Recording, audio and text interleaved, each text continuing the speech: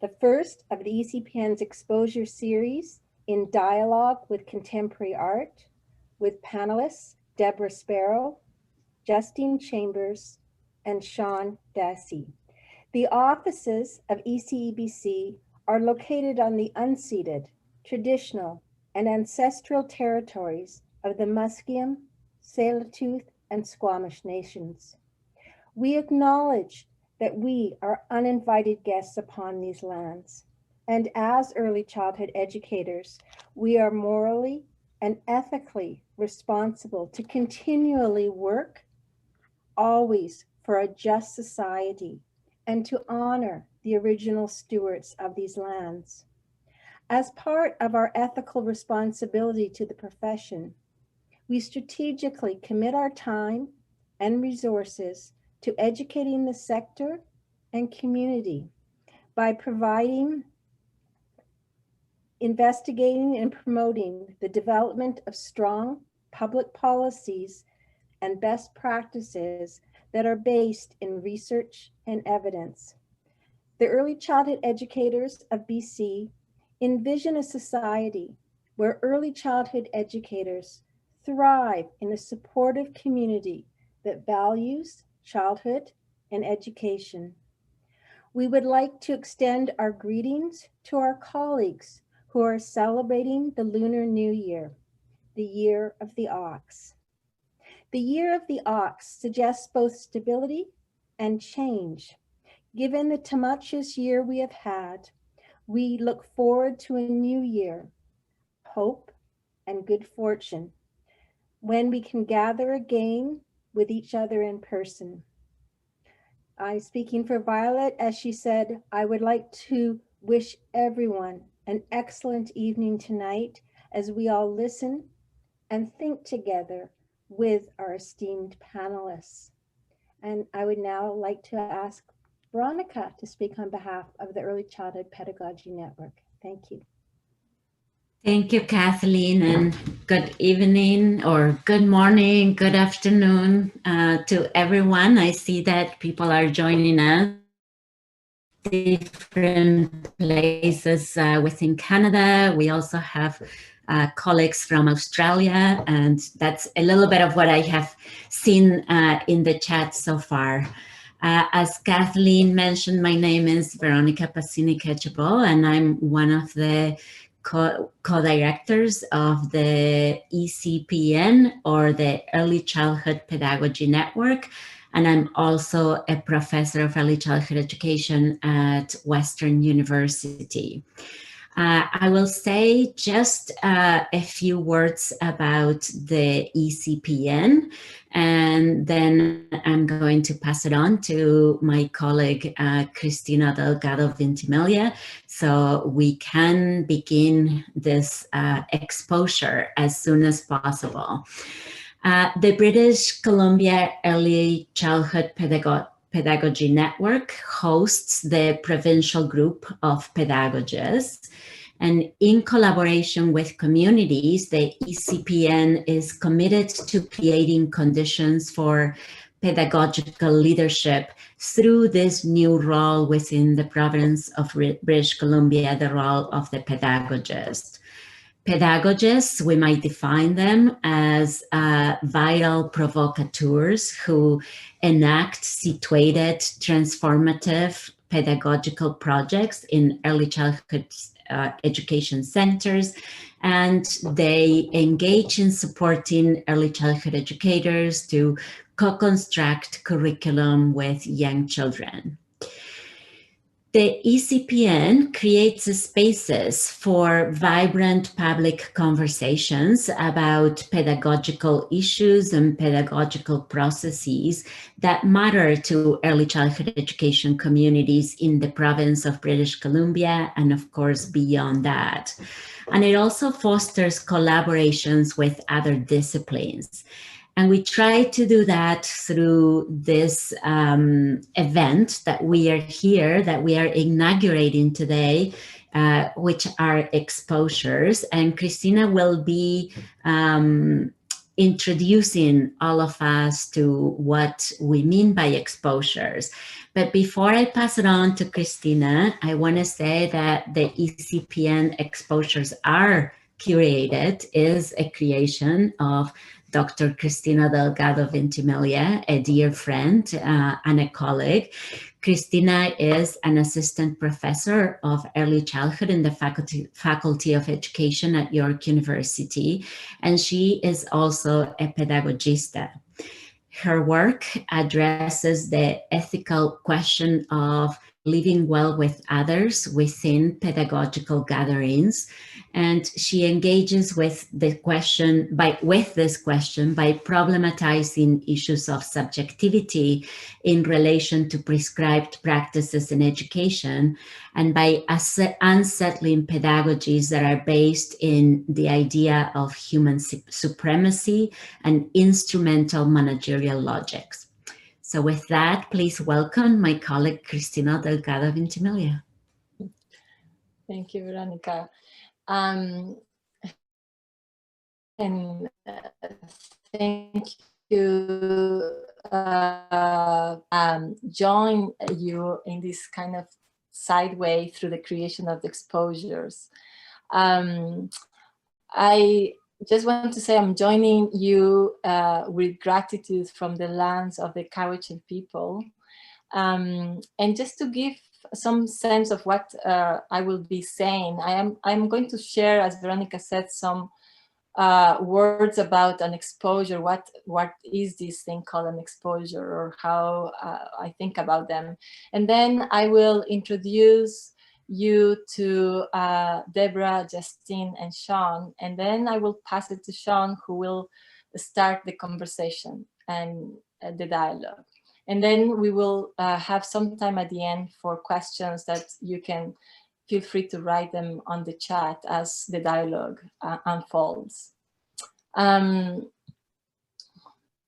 usually I like to talk without reading, but this time, because of time and I want to be the most precise and not take long, I will read some thoughts about the exposures first. So I would like to start by saying that the ECPN exposures have two components.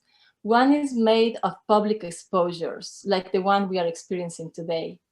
The other component is internal to ECPN and consists of a series of encounters that follow up on the possible pedagogical trajectories and reverberations that a public exposure might have for the work of pedagogists. Public exposures are hospitable and interdisciplinary events. As such, they create a space that welcomes everyone in the hope of gathering a very diverse and even mismatched public. For me, it is important to highlight that public exposures purposely do not directly address educational questions. Their purpose is instead to bring something into your field of experience that can provoke or call forth generative unfamiliarity to which to respond, and that might help proliferate and enrich the ways with which we encounter situations and our abilities to read into what is going on in given situations. Exposures also bring us into unexpected dispositions and novel sensitivities, ones that enhance our abilities to think what if, and to envision or re-envision what might be possible, even challenge our assumptions about possibility itself. Exposures resist the logic of consumption, assimilation, and extraction. By this, I mean that after the exposure, we will not be wondering what the pedagogists or the public get out of it and how might they apply it. An exposure follows the circular logic of the gift. It is a gift. Exposures are about inciting subjective processes that are not immediately recognizable, and yet they nourish ways of seeing and alternative understandings. In this, an exposure means being with. And actually there's a long tradition of thinking to be exposed as being with. And potentially becoming with, but without necessarily having something in common. In today's exposure, we are so grateful to be able to create the gift of being with by participating in a dialogue among Debra, Justine, and Shaun. We are privileged to be exposed to have the opportunity to attend, and to think on the basis of their ways of being, of their processes, of engaging in this dialogue and its intersections, and to what happens within and without them. An exposure is always about what happens and how we may be called to respond. And so now I would like to introduce our dear panelists. I will start with Debra Sparrow. Debra has been deeply involved with the revival of masculine weaving for over 30 years and has many years of study, trial, and learning directly from the work of her ancestors. Her work has been collected and exhibited nationally and internationally.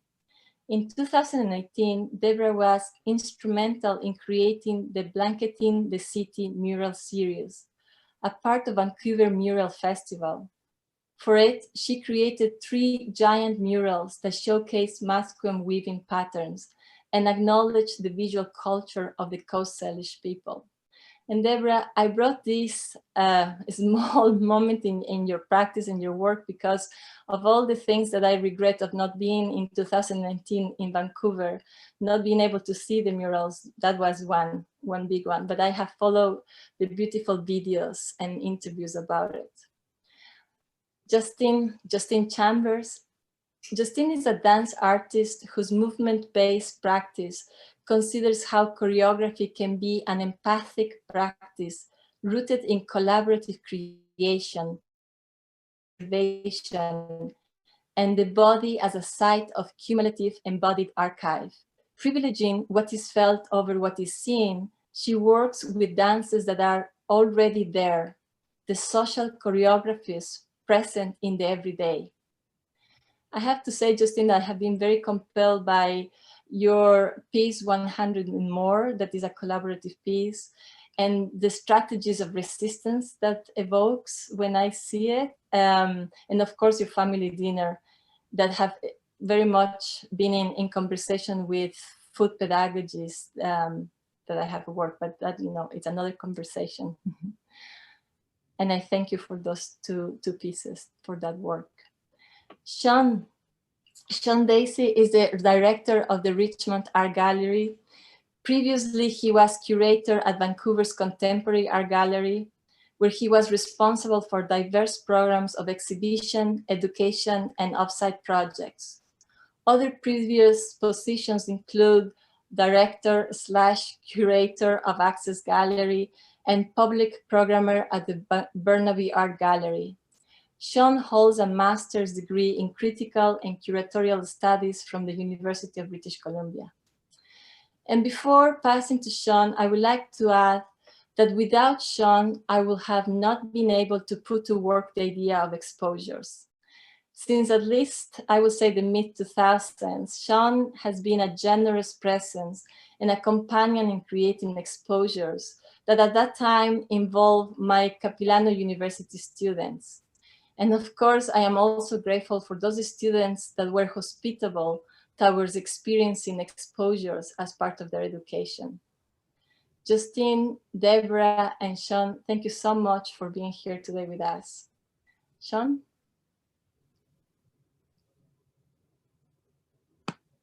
Thank you so much for having us and for coming forward with this idea. I'm always excited about opportunities to connect with new people and new audiences, and I really admire the work that you're all doing with ECPN and as educators, kind of pushing what early childhood education can be. So it's also exciting for me.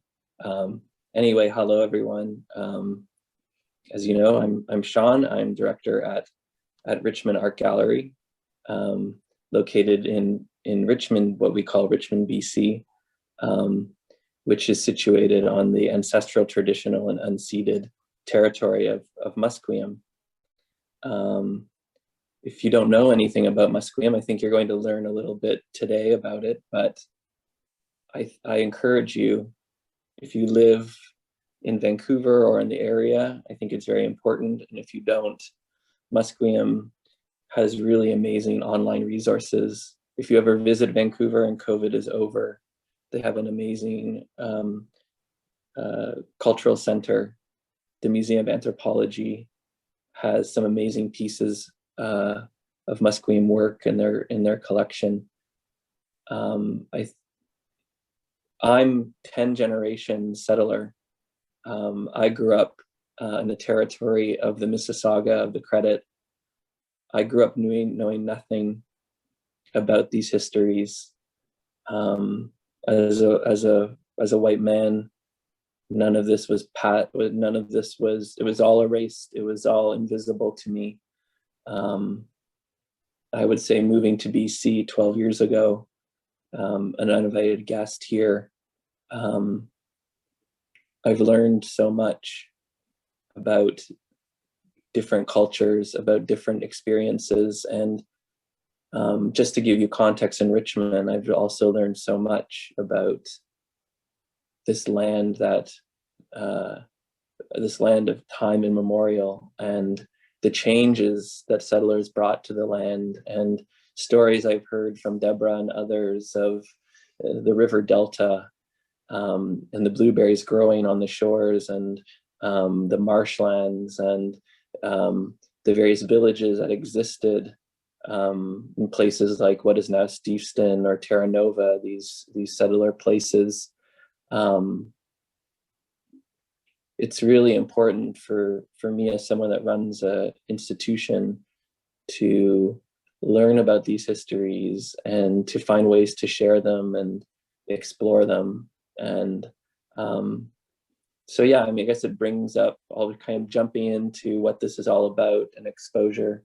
You know, I have a curatorial background. Being a curator is a weird term that sounds a little elitist, but I do think for me it is about bringing people together and gathering conversations and welcoming people into a space and maybe creating exposure in a certain way. So Richmond Art Gallery is a nonprofit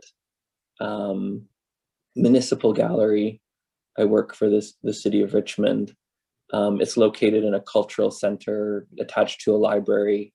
So the people that come into my gallery are not the regular gallery going arts academic folks.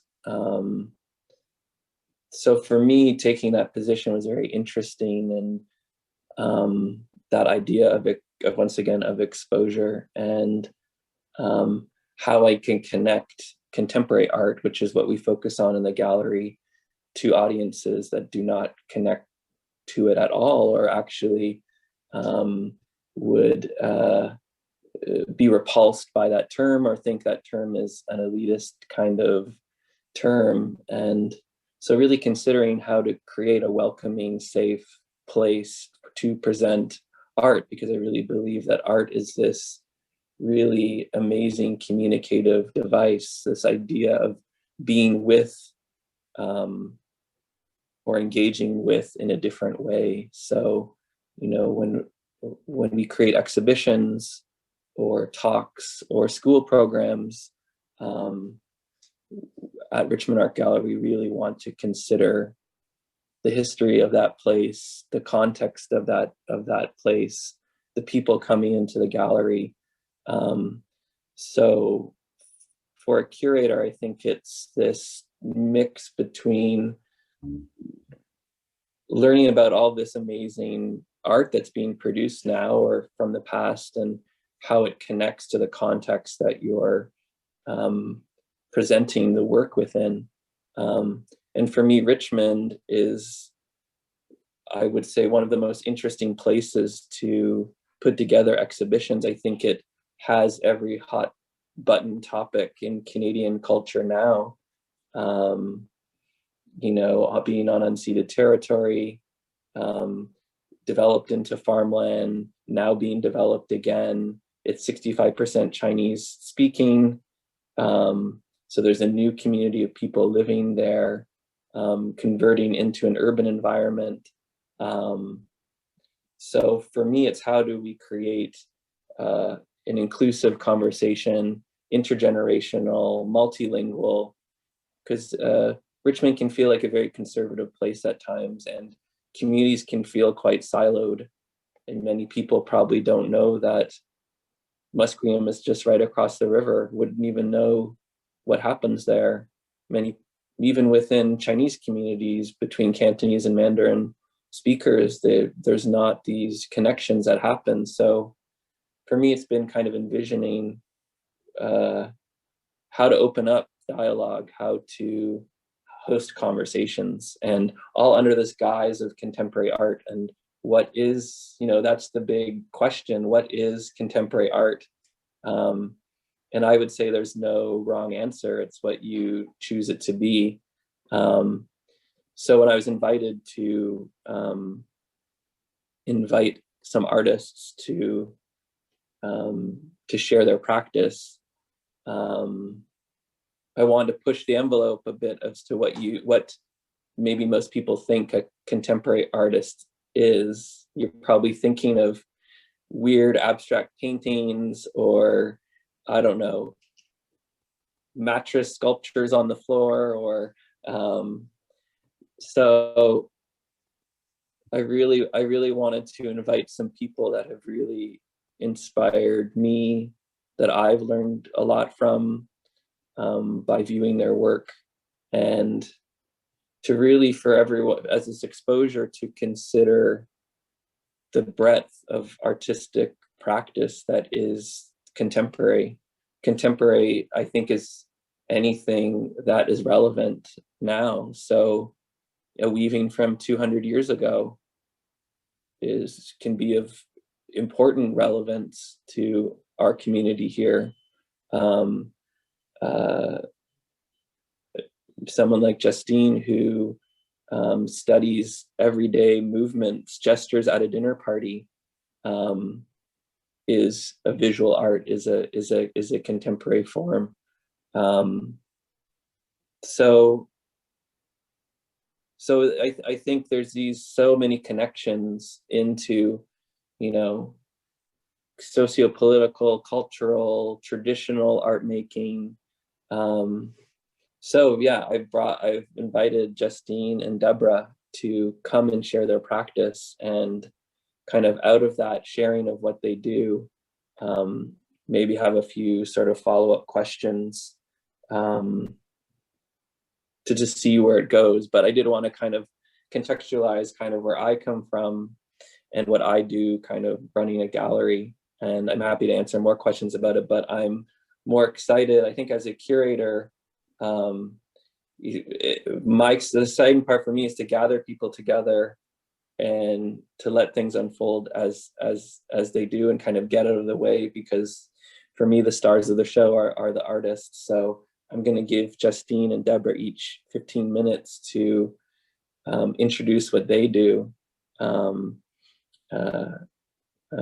kind of we'll take it from there. So I'm going to pass it on to Justine first, to share what she does, and then I'll pass on to Debra, and then I'm going to come back with some kind of questions, have a little conversation, and I hope you guys will also have questions that you want to add, and please add those in the chat. But thank you so much for having us here tonight, and I'm going to pass it over to Justine now. Thanks, Shaun. What a beautiful way to pave the way into a conversation. Thank you. Yeah, I'm a dancer, and first I was a dancer, and then I became a dance maker. but throughout I've always been a teacher, which is sort of inextricably linked to my practice. I am, to talk about my work, I think I just sort of have to talk about what I care about. My grandmother says this thing, she says, "You feel me?" And she says that when she wants acknowledgement of something she said or wants from you.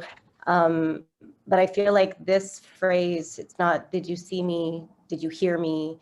Do you understand me? But do you feel me? And I feel like this sort of set a kind of foundation for how I move through the world, which is about feeling people. And I say I feel, I don't say I hear, I say I feel. And I feel like that's where the dance begins for me, is being in relationship with people. And I've spent most of my time as a choreographer, when I sort of made that foray from dancer to choreographer, well, I spent the very beginning of my choreographic practice feeling like I was really bad at making dances because I wasn't good at making up moves. And my training was very Western form dance training. I trained in ballet and modern dance and jazz. I should say that I'm a biracial Black woman, and my grandmother that I speak of is also a Black woman. And I believe that some of the dances that she danced are held in my body. And when I stopped trying to be interesting as a choreographer and work with movement invention, and I started to do the dances that were already residing in my body, that's when the choreography came.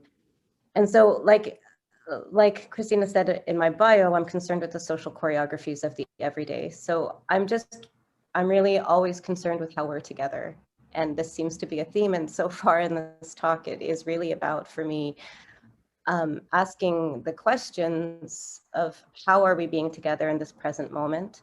And if we want to talk about it in terms of choreography, I really like to think about how am I being choreographed by the world around me? So we can talk about topography, we can talk about architecture, urban planning, city governance, all these things that move us. But then also, how have I been choreographed from within? So this is about individual and shared histories, how our families have taught us to move, how to move with each other, move in community, move outside of our communities, how cultures, our own, the ones we intersect with. And for someone like me, where I'm split down the middle, very much having lived inside of two, of being bicultural growing up. But these are the two questions that I think have always propelled my practice, or my choreographic practice anyway. I would say as a human, that's how I've continuously moved the world, by being in maybe a kind of high alert around feeling what's happening. Maybe not always having the words or needing the words to understand what's happening. I also think very much about dancing as a very fundamental, basic way to gather. I also talk very much, well, I speak about dancing as medicine. I only feel better when I dance. So for me, it's the way to return to myself and return to rhythm. I also believe in the power of rhythm as a way to be with, be inside, and at the same time be outside.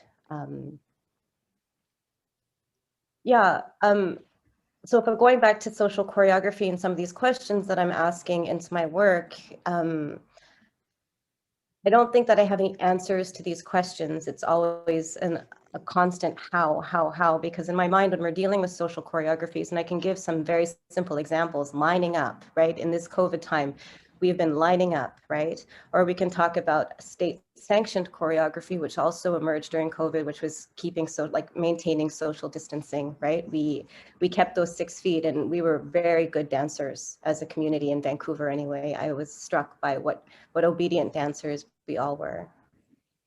But that these things are always in a state of flux. So for me, it's really not about fixing a situation or creating a choreography that is to be adhered to, but very much about putting things into motion, putting certain things, parameters in place, and then be willing to be with the trouble of what happens, as opposed to having a desire for it to go a certain way. And this becomes about sort of a perpetual being in relationship. I speak often in my practice about my body, our bodies. I have a hard time with the phrase "the body" because that is a cleaving of selfhood from flesh. So I think about my body as an archive. Everybody's body is an archive, but in my choreographic practice, I spent a lot of time trying to embody other bodies so that mostly I don't forget them. And one project that I've spent some time, and it feels like a million years, I've been doing family dinner. I think Shaun was at one of the first rounds of it. We have a dinner party and we spend time gathering gestures from our dinner guests, which then we perform at subsequent dinners. These dinners have been going on for 8 years. I think we have about 500 bodies that we have to perform at every dinner. And the point of it is not to make, the point is for those gestures to be invisible in a way, but also so that we as the hosts of the dinner, we don't forget you. So you're not a ghost, you're living, you're imbued with life through our bodies. It's the gift, you know, if we go back to this idea of gifts, that how can I keep you with me? How can you not be forgotten? So when I think I spent some time with this idea of empathic practice, my friend MC came up with that. I have to give her credit that she said, oh, you're just working on empathy, you know? And I thought, oh, well, that's wonderful. I'll take that, you know, as a way of working through choreography. But I think when we're looking at our bodies as archives, as a continual living archive, this is how we sort of stay in this sort of realm of the contemporary also, you know? I am myself and all the generations before me, and we are all existing right now simultaneously in our multitudes. Yeah. And I think it's really important not to understand that there are no lone wolves. We are always in relationship with each other. When we talk about in dance, often they'll be like, oh, there's this dance star and he's incredible and he did it on his own, or she did it on her own. And I think, well, someone drove her to dance class, so that's not being on your own, right? So I just sort of think that, you know, we think about things being incidental, but nothing is peripheral or incidental. When I am making work, I try very hard to not let the audience be passive. I invite them, I try to really make the work not be able to function without them being in the center. And this doesn't mean that I say, now we're in a participatory work, do something. I try and create a hospitable space where we can exist together inside a score, a movement score, or a certain set of parameters where we can just be and do the things we already do. So it's, again, not about invention, but then in creating a kind of score which brings awareness to how we work together. So I do that in a number of my works where it's not so much about I never have an idea of how it's going to turn out, which is, you know, terrifying at times. And sometimes the work is terrible. One night is terrible, one night is fantastic. There's a lot of space for discomfort. There's a lot of space for jaggedness. There's a lot of space for unbridled joy. But it's really about asking the audience to be in direct relationship with the work. And for me, dance is also awareness practice. It's like a very basic awareness practice. So if I'm worried about how we're walking down the street together, I hope if I create a frame around that as a practice, I do a project called the Choreography Walk. I'm not great with titles, by the way. I just kind of call things what they are. I'm not very poetic in those ways. But I invite the audience to walk through the city and see how it's moving them and how they could also be moving it. And I think just bringing ourselves into awareness immediately disrupts our existing relationship with being in the city. And I feel like that's sort of my interest, is that if we can come into awareness about how we are together, that possibly we could do something else together. Or it's my hope that we could do something else together, or understand that there are many more ways that we could be together, and that we should spend, I mean, I'm obsessed with the multiple, and I'm obsessed with simultaneity. I feel like that really hit home when I became a mother. I have a 5-year-old son, and that's when I realized that everything is always happening at once, all the time. All of the feelings, all of the actions, everything is happening at once. And how nice it would be for us to remove these sort of compartments, or, you know, even Shaun, you talked about siloed communities, that if we could unsilo ourselves, what would be possible? And I feel like embodied action, moving our body, walking down a street with somebody in unison, what does that mean for us? What could unison be? Eating together, what could that be? What does a gesture of resistance look like in my body as opposed to in Debra's body, as opposed to in Shaun's body, as opposed to Christina's body? And how can all of these things coexist? I feel like I speak a lot about shared desires or shared aspirations for being together. And often people ask me, what is that shared aspiration? And my aspiration is that all of our individual aspirations could be present at the same time, so that we're again living in the murkiness. I don't even know if murky makes it feel clouded, like the clarity that there's many things happening at once always. I rarely create a work that is fixed. So you may see it one day and it appears one way, and then the next day it appears a different way. And that's really important for liveness, a sense of liveness for me. I did spend early years of my career in a dance company where we performed repertoire, where we did the same dance every time, the same way, for years on tour. And I found it so disconcerting that we would be in a different city, in a different place, with different people, and yet forcing ourselves to adhere to the same dance, not acknowledging where we are, who we are, how we feel differently today than we did yesterday. And so I think that my refute, like this is somehow how I started making dances, is a refusal of that, of the imposing one thing upon something that is so is such a moving target, in fact. And what would it look like if this dance could look different today but still be the same dance?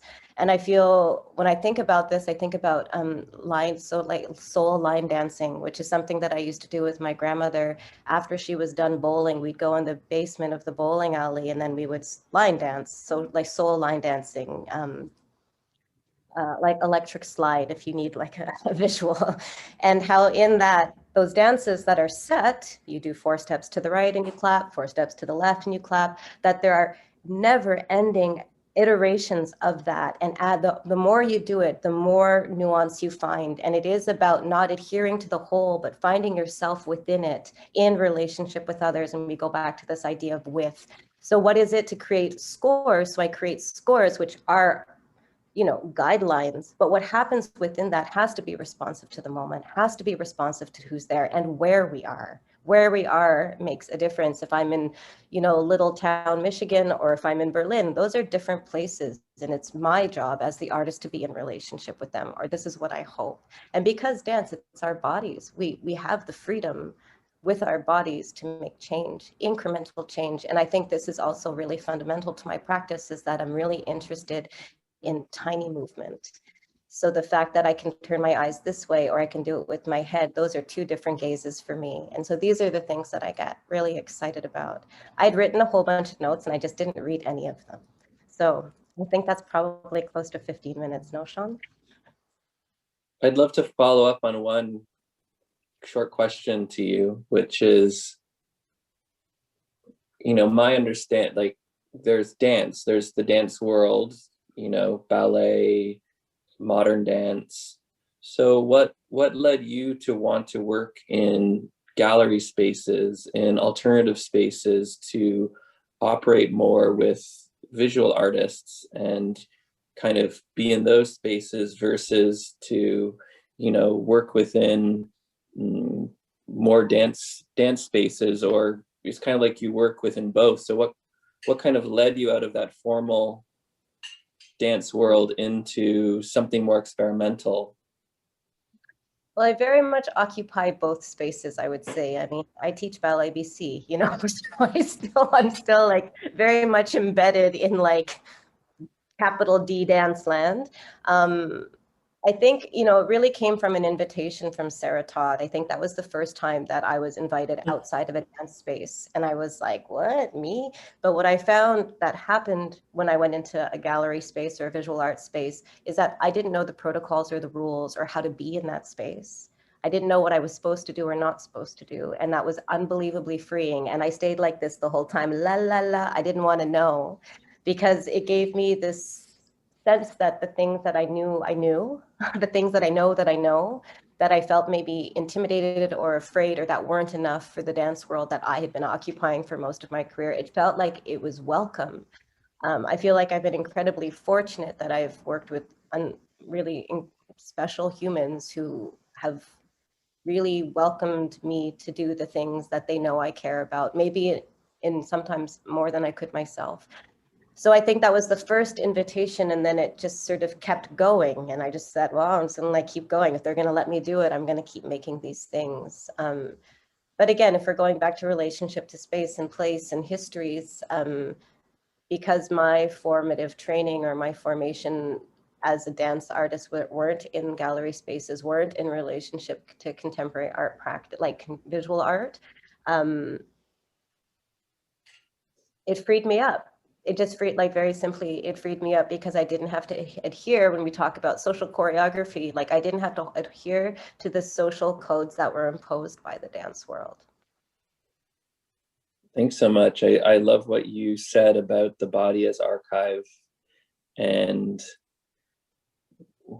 these elements around resistance. I actually had written some notes earlier just about my interest in, I think, in this idea of contemporary work, where there's opportunities to bust outside of the norm in a certain way, and about experimenting and pushing and resisting, the norms of our culture. And another aspect of that is taking up space. And I think that's something I love about your practice. And it also, segueing into Debra a bit, to see the patterns painted under the Granville Bridge, or to see your weavings in different places, that act of taking space was really interested me. So,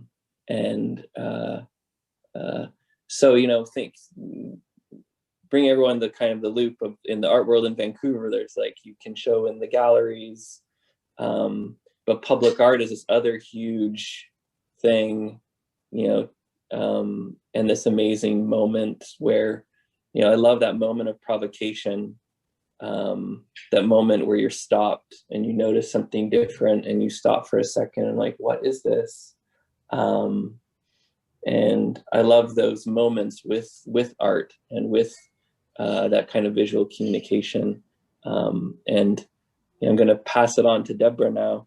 And there's been many times, either walking through the city or coming across exhibitions, where I stop, I see Debra's work, and I begin to question where I am, what I'm doing, all that sort of stuff. So I'll pass it on to you now, Debra, to share with us your practice. Thank you, Shaun. Also, thank you, Justine, for your beautiful words and inspiration. Makes me want to dance when we shut this down. In fact, maybe one day we'll talk, because I think my blankets want to dance.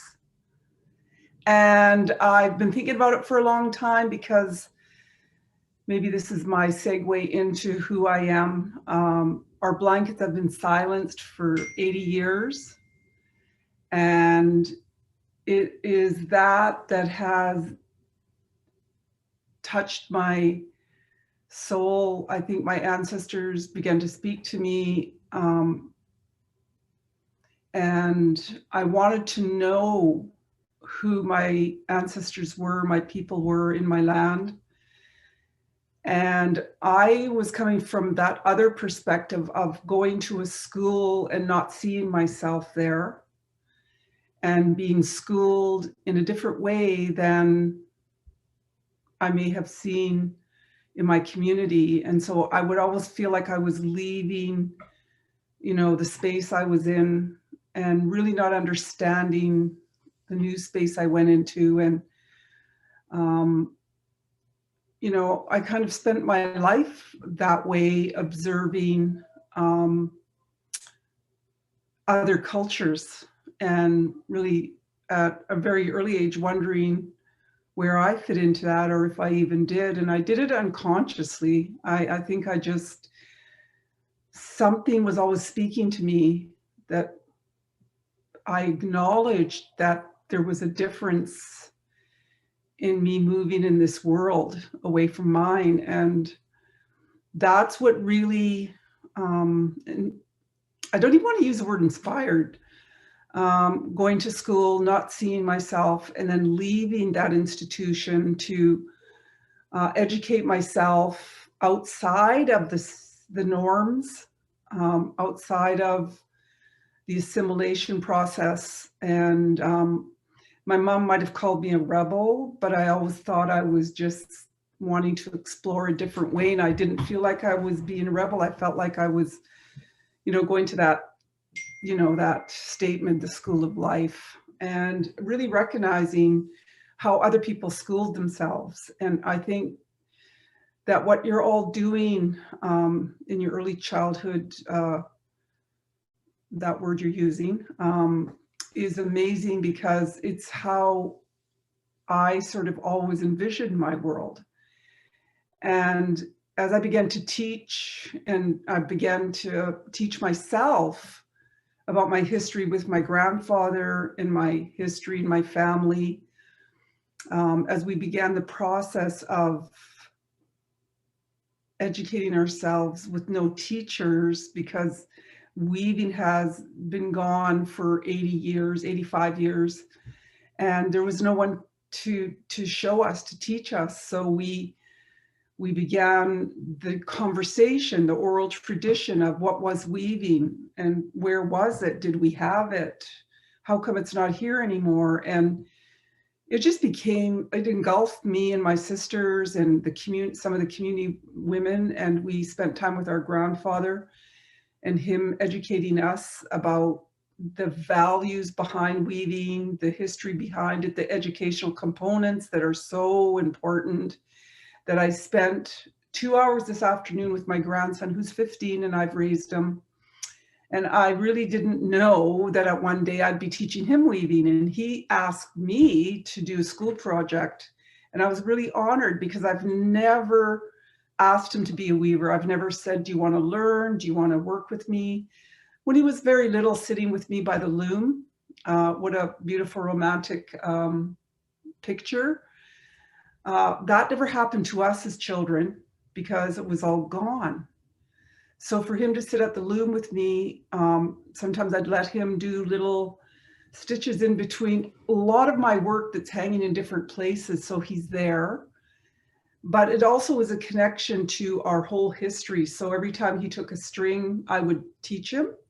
I would say, this is what our people used to do, and now we're reclaiming it. And we're re-educating ourselves. So there's a whole educational process that begins to happen every time you sit with anyone. And all of the tools that we need to feel successful and important and intelligence are woven into our blankets. And I think that's what I got excited about when I began to learn how really important this process was to our history and our women. I had nothing but honor for them and their intelligence to be able to use their sciences and go into nature and bring out the medicines. They may have been making some medicine one day 500 years ago, when they were making stinging nettle tea so that they would have a medicine that would clean their blood and get them ready for the spring and cleanse themselves. And then they had a beautiful white mountain goat blanket on the floor of their longhouse or on their bedding or somewhere near they were making their tea. And maybe that wool fell into the pot, or something happened that they would have thought, what a beautiful green color. I think I'll dye my wool with it, because I've been using white wool for like 500 years. And they did it, and they made green wool. And then they said, if I can make green wool, maybe I can make another color and another color. And this is my own imagination, because I have nobody to ask. We don't have anybody to ask. So we inspired ourselves. We went in spirit, and we said to our ancestors, please help and guide us, because we have no teachers, we only have you. So we figured out how to build a loom, and we figured out how to spin, and we figured out how to dye wool. And as we did it in a group of women, we began to understand the whole educational process that was so exciting for us. And I said, one day I stood back and said, wow. And I didn't even know that my women were that educated. And this is where it's so important, the work you're doing, because we have gone along for our 200 years in Canada thinking the only way we can acquire intelligence or be educated is to go the route of assimilation and colonialism, excuse my words, but it is a fact that when I went there, I never felt that I belonged there. And yet, and I felt like I wasn't successful. And so as I moved through these processes of educating myself with my family, my sisters, my grandfather, I said to him one day, did you ever see weaving, Grandpa? And he said, oh, sure. And then I got really excited, and I grabbed my tea and I sat with him and I said, well, where did you see it? And he said, in my home with my grandmother who raised me. And I said, do you need to tell me we've been working all this time and you never shared with me that you actually saw it? And he goes, I guess not. And I said, why didn't you share it with me? And he said, well, because you would never use it. And I said, but so you actually saw the weaving? He said, yes. I said, so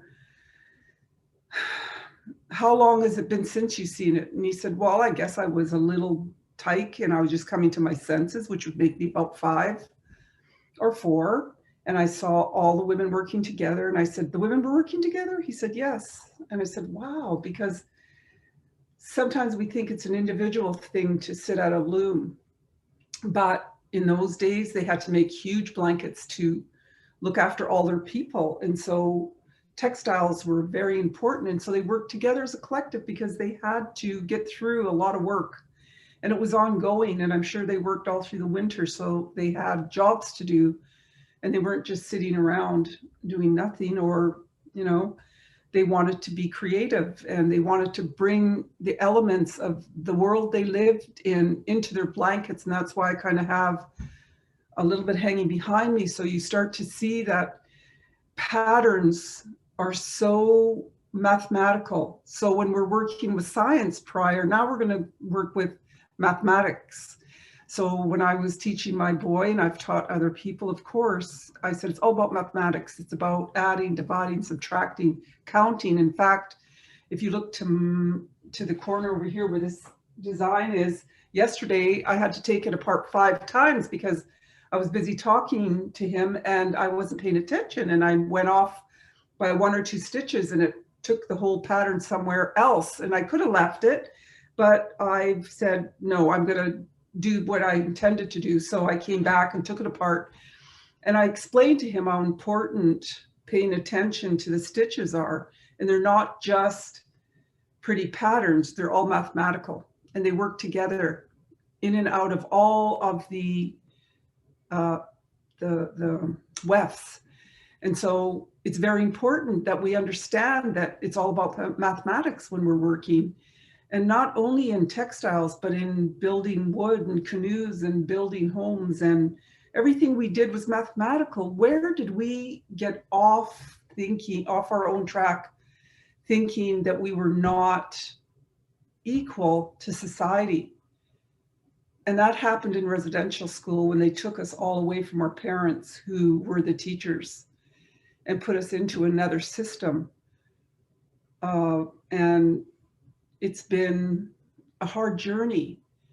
And I'm so proud to be given the responsibility of bringing back into this world the intelligence and the integrity of our people through what people think is creative, but it's also very academic. So I call it the academics of art. And it's not just about art, it's about life. It's about, you know, there's that saying, you talk about a gift. Creativity is a gift from creation, and the gift is to give it back. So when Justine's dancing, she's gifting back to whoever's with her and whoever she shares with, so on and so forth. And, you know, it's really amazing that we only look to one place for intelligence.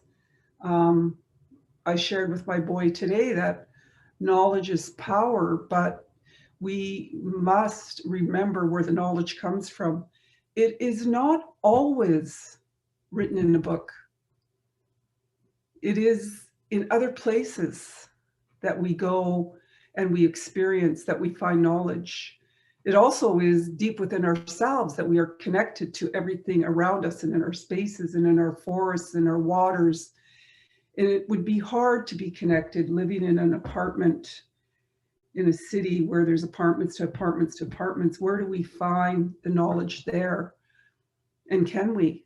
And so we have built ourselves this huge wheel that keeps turning and turning, and we're going somewhere. We were going somewhere, but COVID has made us stop and reevaluate who we are as human beings.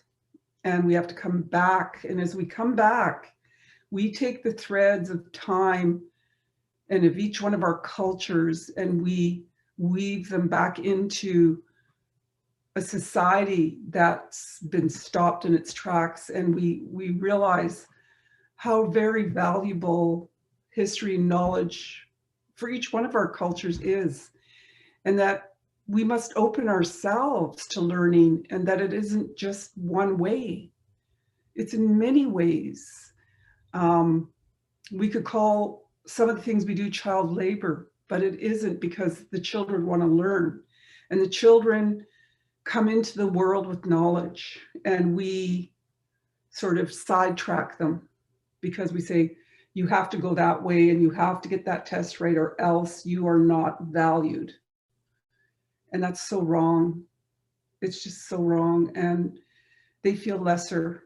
And if we don't do what the teacher says, then we are feeling lesser about it. In fact, today he said that he was so interested in science and that he wants to study the universe and go out to the universe, but he feels very intimidated.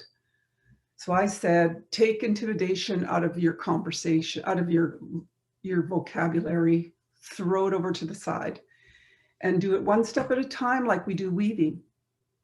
You didn't know how to weave before I taught you, and you were scared of it a little bit, but we took a little bit at a time, and we gained confidence as we moved, and we created a piece. And so we can use that same kind of knowledge around how we approach, how we teach our children, that creativity is a gift, and that it can balance very closely with the intelligence of our brains and of our academics. And so that we balance what is here with what is here, and we have a balance instead of thinking only one way, that, you know, our intelligence only comes from our brain. Our brain talks constantly to our body. Our brain and our bodies and our hearts and souls all work together in this beautiful, you know, energy fields that we have. And so for me, I'm very excited. I'm honored also by my ancestors to be one of the responsible ones to bring back the intelligence of our people. And yes, one of my goals was to, you know, wrap the city of Vancouver. And the reason for that inspiring word was that when I looked at the city, I never recognized that there was anything there that reflected the beauty of my people. And so I said, I don't want to stop weaving ever until I wrap the city in a blanket. And that happened when I was ready for it to happen. And during the mural festival, in meeting them and working with them, and I'm really excited to have done the first mural that was in under the Granville Bridge in the pillars. And what I designed it and then I went down to see them painting it, I was like taken back, and I took one step back and 10 steps back. And as I did that, I took literally 100 steps, 100 years back, or 200 years back, or 500 years back to my ancestors, and asked them to come and be with me to see, which I know they already can, that beauty that now represents our history. But also I invite Vancouver to share that history because it's yours as well. This is the thing about our people, is that in our own healing and the directions that we're going, we're still healing, we're still inviting. And that those pillars reflect patterns that are inclusive to all cultures. So when we look at patterns, we see them in every culture in the world. And so weaving is a very significant part of all of us. And so for me, I invite all the women and men who want to learn, and I teach them technique, and then I teach them to go and find their patterns and weave them and connect to them, and know that history is important, and that we shouldn't just leave it out of our classrooms and our children's way of learning, because children are so intuitive. And we don't think that belongs there, but it does, because it's who they are. It is their connection to where they just came from. And they will teach us sometimes. Sometimes they're going to have something to offer us if we just pay attention. And so weaving can be done by little children in the classroom. I've gone into many classrooms in the city, right from kindergarten up to grade 12 and into universities. And it is what connects all of us.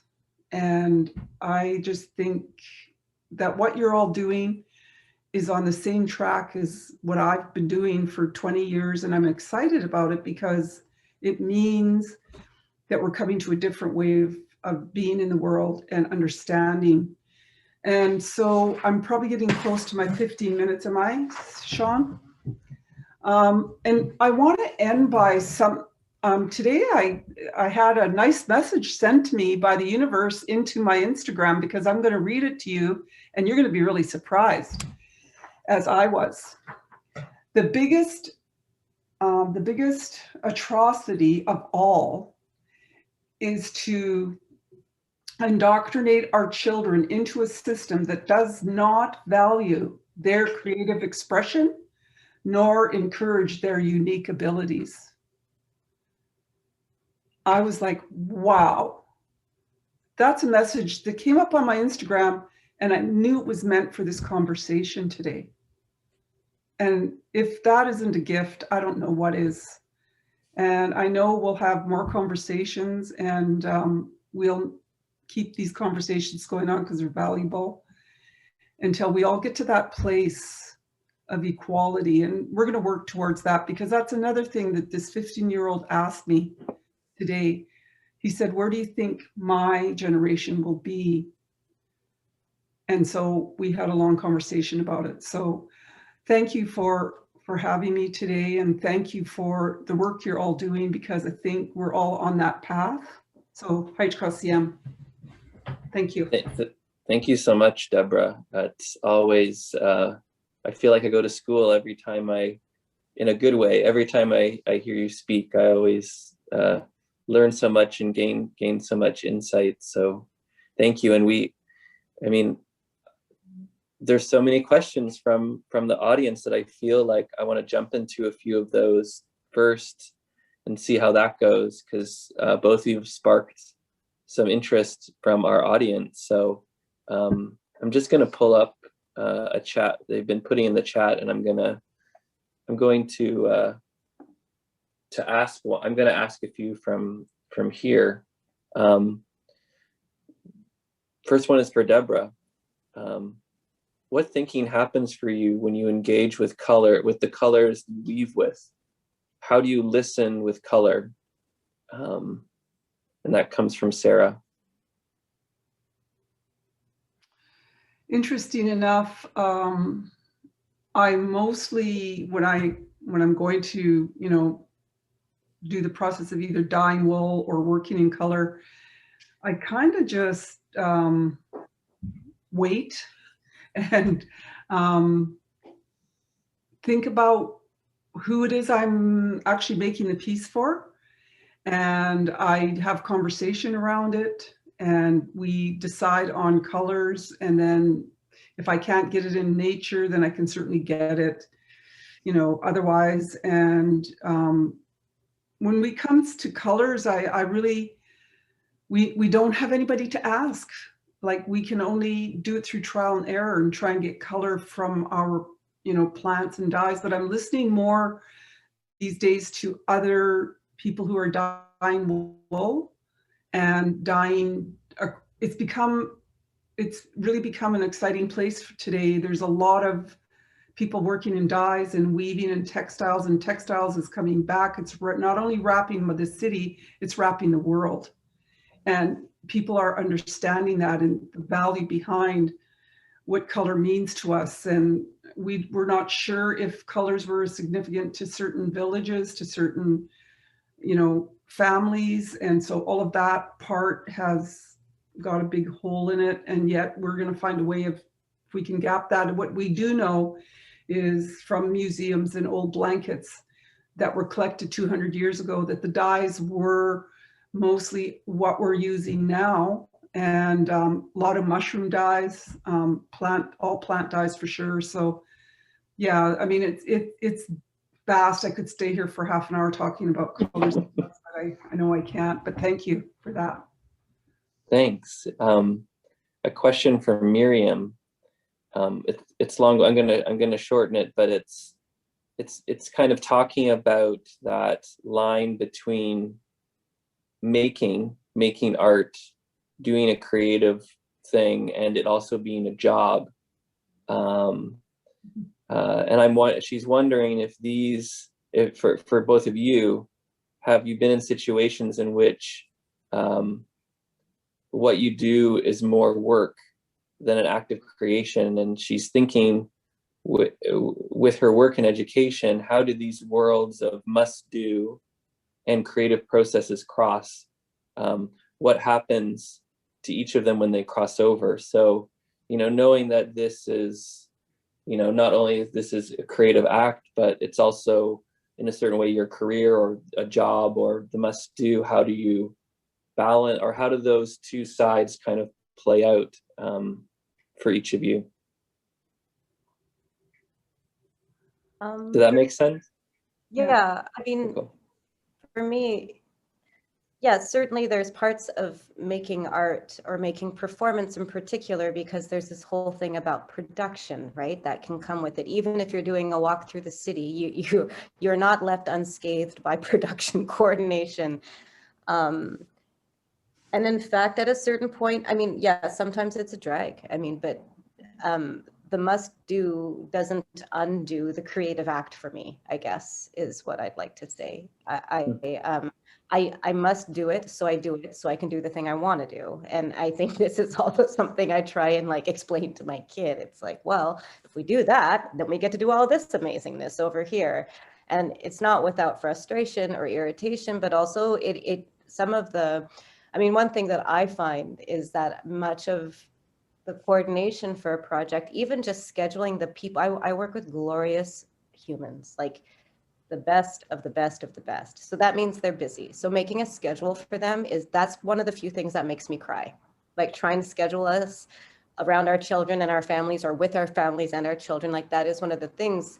But it's also a creative act, right? Like it's not outside of the work. And one thing that I like to think about is like there's the choreography I think I'm making, and then there's the choreography of how the work works. So how do I then take the values of the project and try and extend it to the how the whole thing happens, so that those two choreographies are in alignment with each other? I can't make a work about empathy and then get all bent out of shape about having to make the work, right? So how do I'm always thinking about how those things, you're espousing the values and how you're making it.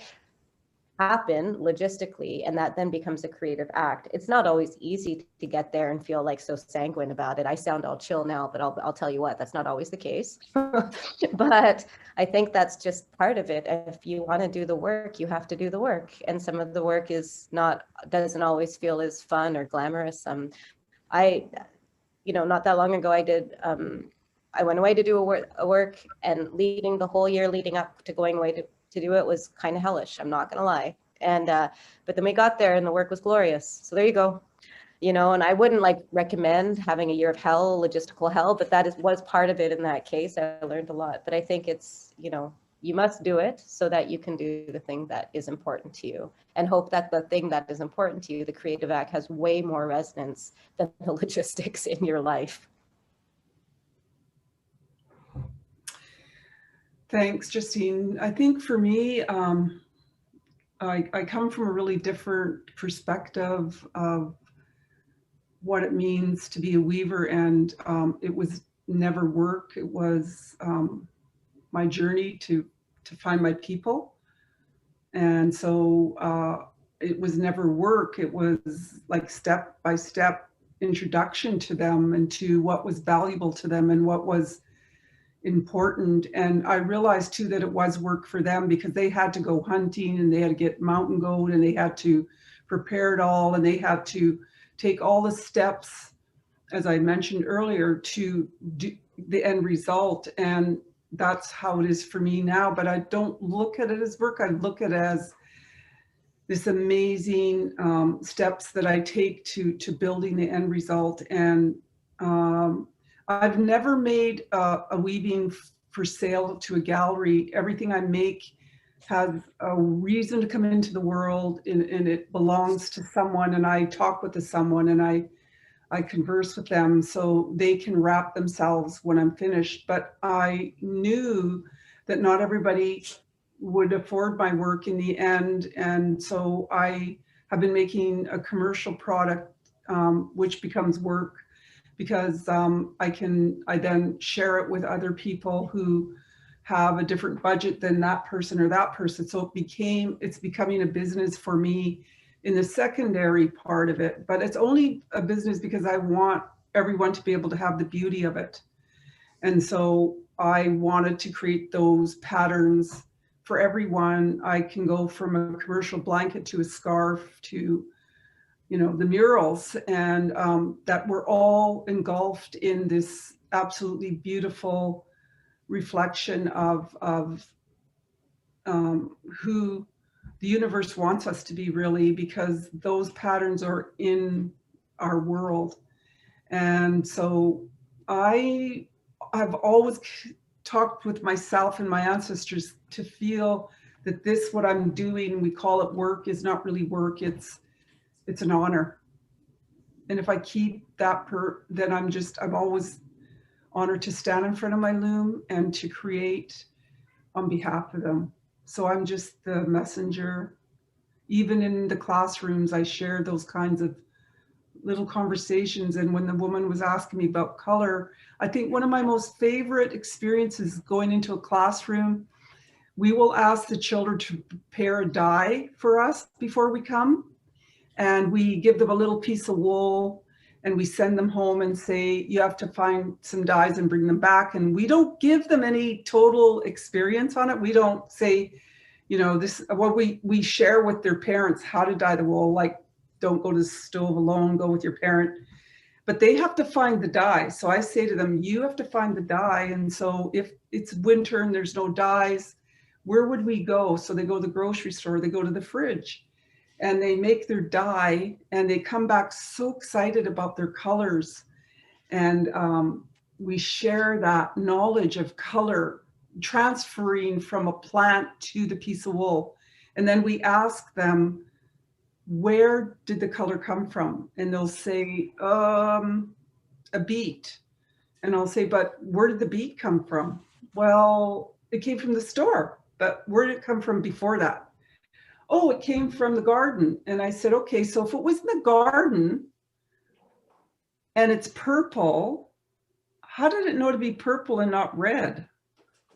And they're like, oh, so the conversation goes in other places, and it gives it to them instead of me standing there saying, you know, well, this purple dye is this or that, or the red dye is this or that. And, you know, the children really engage in wanting to figure out as well how the color comes out of the dark earth to become what it is. And so it's always exciting. So Thanks, anyway, Debra.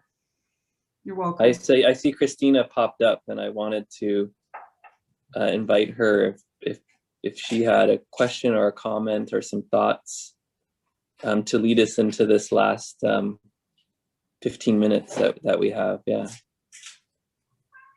Thank you, Shaun.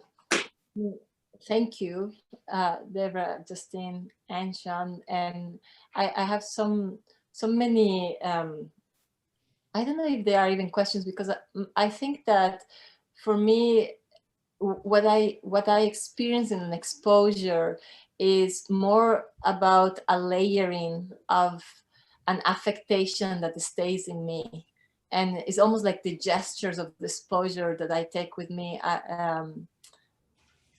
Because I try to resist so much the logics that I think I have been educated with, not necessarily as a pedagogist, but as a person, you know, of how can I assimilate what you're saying? How am I going to apply what you're saying? So it has been for me over the years really an effort not to fall into those logics. And maybe I can come at the very end and say just two things that stay in this kind of layering, affecting layering that I will take for with me. But I thought, Shaun, if you don't mind, there is a question that was actually addressed to you in the chat, and if it's okay, I would like to ask you. And this is also from Sarah, and she asks, Shaun, how do Debra and Justine's openings to plays, the everyday sources of intelligence and creativity, connect with directions in contemporary art, according to you? So I think that they represent a resistance against the old views of this Western fine art, elitist sort of practices that I would say the history of Western art is very colonial, capitalist, classist based sort of thing. You know, you think of the origins of artists making for rich patrons and showing off, you know, paintings in their salons, and this Western idea of what art is, and it's tied to class and elitist sort of cultures. And even think about the White Cube gallery. A lot of our galleries in the city look like this, and it represents this, once again, this Western notion of the height of avant-garde abstraction and design. And I think we're done. I think we need to collapse that, and we need to open it up to all these other ideas of what art is, or what creative making is. And I think Justine and Debra represent other ways of making or experiencing that come from other histories that may be underrepresented or underacknowledged. So I think it's a bit of breaking down these long-held colonial notions of what art should be and how it should be presented, and kind of expanding out of these gallery spaces. I think gallery spaces are very limiting. Dean and Debra really operate in other spaces, and I think they probably access and connect with more people than most artists that just show in a White Cube gallery or in a commercial gallery, and are engaged in more interesting conversations. So that's what these two artists inspired me, and why I felt it was important to bring them in, and some guy talking about his abstract black monochrome painting or something. So yeah, that's where I kind of stand on it. Mm-hmm. Yes. I don't know if Justine and Debra want to add, because I think contemporary art is this idea of capital C contemporary art is a hot topic, and there's many different art worlds and art scenes, and many are very siloed and elitist and classist, and even in Vancouver, in our very own city. So yeah, I don't know if either of you had something to say about these art worlds that we operate in or don't. Yeah. I think for me, for our history here, it was never about art. Everything we did was reflective of how we lived in our lives and respected whatever we created, and we weren't creating art. But I've also felt, a lot of uncertainty around my male counterparts from the Northwest Coast who are feeling like they do have to have a job, and they're creating now what's called gallery art. And I feel sometimes sad when I see a mask hanging on a wall and it's not going to dance. Mm-hmm. It's not made for what we made them for, and nothing is sacred. And so that's why I have never sold my blankets to a gallery. I might show them there, so there's a message. But in talking about galleries, I also really respect other, let's say, artists. And I think that, this is where we're at in a contemporary world. So I don't know if I would say to take away from any of them, that I would rather balance. And I think that's what we're doing. So they can have theirs and then I'll do mine. And let's not look any higher or lower than each other, but that, there's a balance there now, that at least we're tilting a little bit back this way to say we acknowledge you, other people, in the way you see your creative process, whether you're honoring the Chinese New Year's today. I want to say hi to my friend Linda Fong, because we grew up together right here in this space, as her father came to this country all those years ago. And we in Musqueam actually rented space for the farmers who supplied this area with all the wonderful food. And it's also Black History Month.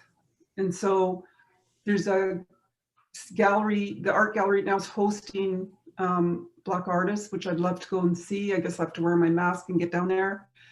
And I think, for us in Musqueam and in our lower mainland villages, we are coming out, whereas we never came out too much before, in the way that we are making our presence now in Vancouver. And that in a way, I don't want to comment too much on why anybody wants to have their work in a gallery.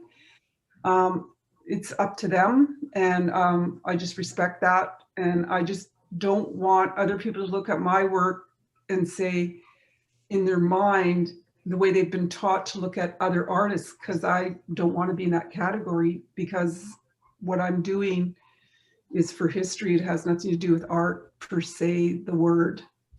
So if that makes sense. Thank you. Yeah.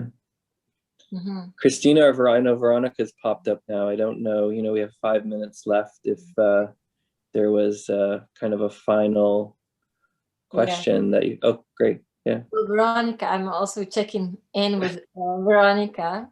What do you think, Vero? We have 5 minutes. Perhaps Justine, do you want to address that question before Christina and I close? No? Okay, great. I made grimace, but not really. Okay, not Debra said perfect things. Debra and Shaun took care of it. Not a problem. Not a problem. Shall we wrap up then, Vero? Sure, let's do that. I don't see any other questions. And regarding the questions, one thing that I think is important to say to the people, to the public that are here, that we will share them with Shaun, Justine, and Debra independently, that we were able or not to, to address them. But I think it's important that you know that they matter, that those questions matter, and they are part of this exposure. And so we will find a way to the panelists. A couple of things that I would like to say as ways to end or close today. First of all, as we open, I really want to close with a profound gratitude. And I often really feel, as you say, Justine, my heart inflamed with gratitude. And today is certainly a day for that. So thank you very, very much for being here and for everything that you offer us. As a pedagogista, I tend to read into situations, and if there is something that I think you have left me with, is that in a very different stories, very different weaving of your lives, there is sort of a common thread. And I think there is the question of resistance, because I heard Justine talking about resistance, and I of course heard that in Debra too. And certainly Shaun, as a curator, I will say as a director, now in the Richmond Art Gallery, your work is also a work of resistance, as you very well and so eloquently share with us today. And I think that that is one of the ideas that you gave me today, and that I will hold dearly, because I do think that resistance comes together with courage, and it's something that I keep wondering and trying to find those spaces in early childhood education. And maybe I'm going to end with one gesture, one image actually that stays with me. I will take it, I will stay with it, and continue in conversation with that image, as I will continue in conversation with each of your work. When you started, Debra, to speak, you said, "I feel my blankets want to dance," and you turned to Justine, and I saw Justine's face. And it's with that gesture, with that image, an invitation, and the beauty of it, and the promise of it, that I would like to close tonight. Thank you so much. Thank you. Yeah. Wow. thank you very much. And see you all in next exposures. Debra, I'm going to bug you soon.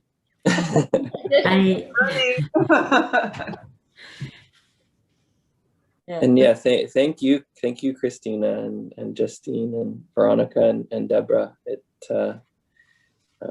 Each of you are very inspiring, and I'm happy to get out of the way and listen to each of you speak any day of the week. So yeah. Thank you. Yes, I'll offer. I know people are leaving, but I want to let this three of you, that something that I'll take with me with what you said is, Justine, you brought up the idea of an archive, thinking, you said something to the fact that your body is an archive, or bodies are archives. And I was certainly thinking about the way that the three of you were talking about the concept and the idea of archives, the blankets as archives holding histories. And Shaun, I think you were also thinking about or talking about the city as an archive that was holding history. But for me, you also opened up the idea of archive, because the three of you were constantly adding and bringing more to this archive and breaking down the barriers or the boundaries, I should say, that this archives hold, right? Opening up the the blankets and thinking about new patterns, bringing new colors and bringing new moves and walking the city in a different way. So I thought that was beautiful how the three of you came together. Very much so. Yeah. Mm-hmm. Thanks for those beautiful words, Veronica. You inspired all those beautiful words. Yes. Yeah, it was fantastic. Thank you. Yes, it was. It was. Well, I'm going to head out and eat my dinner now. So Yes. Thank you very much. Yeah. Have a good evening. Yeah. John, before you go, we won't let you stay on the site too much. I will keep I know. and bring you in. Oh, So, thank you. Thanks. Enjoy your dinner. Bye. Thanks, Justine. Thanks, Debra. Thank you.